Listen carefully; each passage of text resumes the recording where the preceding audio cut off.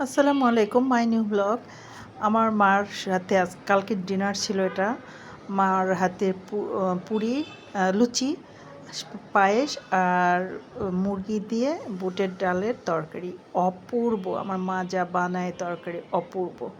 এটা আমার সকালের নাস্তা ছিল। তরমুজ দিয়ে, দুধ দিয়ে, চিড়া দিয়ে। এটা আমার বানানো। আমার হাতের কাছে সাগুদানা খেতে চেয়েছি, ছিল না। আমি চিড়া দিয়ে, দুধ দিয়ে আর দিয়ে সকালে খেয়েছি। তাও 11:30টার দিকে। ও তারপরেও ভারী ভারী লাগে। যত পারি হালকা খাবার খাওয়ার চেষ্টা করি। আর এখন গ্রাম থেকে আম্মা এসেছে ঢাকায়। আম্মা এখন ধরে ধরে যত কিছু আছে আমরা যেটা বলি সেটা আবার আম্মা রান্না করে দেয়, বা আম্মাকে অবশ্যই আমরা হেল্প করি, বাট আম্মার সব রেসিপিগুলো আমরা এখন সব মিলে খেতে চাই। এটা আম্মার নিজস্ব বানানো হচ্ছে শীতল।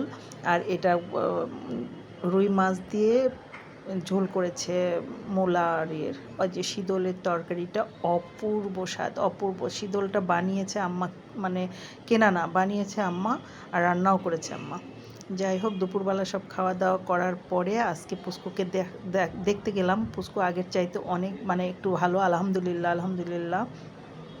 পুস্কুর শরীর খুবই খারাপ। এই যে গা থেকে কিভাবে হাত সরায় দিচ্ছে, হাত দিতে দিচ্ছে না। তার শরীরটা খুব খারাপ। আমরা যেমন অসুখের পরে শরীরটা বেশি দুর্বল থাকে, আর ও এত হালকা হয়ে গেছে, এত হালকা হয়ে গেছে। এই যে আমাকে কিভাবে হাত দিয়ে সরায় দিচ্ছে, মানে ও একা থাকতে চায়, একা রেস্ট নিচ্ছে। আমরা যেমন অসুখের পরে রেস্ট নেই, ওরকম রেস্ট নিচ্ছে। খুবই অসুস্থ ছিল, এখন একটু ভালো আলহামদুলিল্লাহ। আল্লাহ হাফেজ, সবাই আবার দেখা হবে নেক্সট।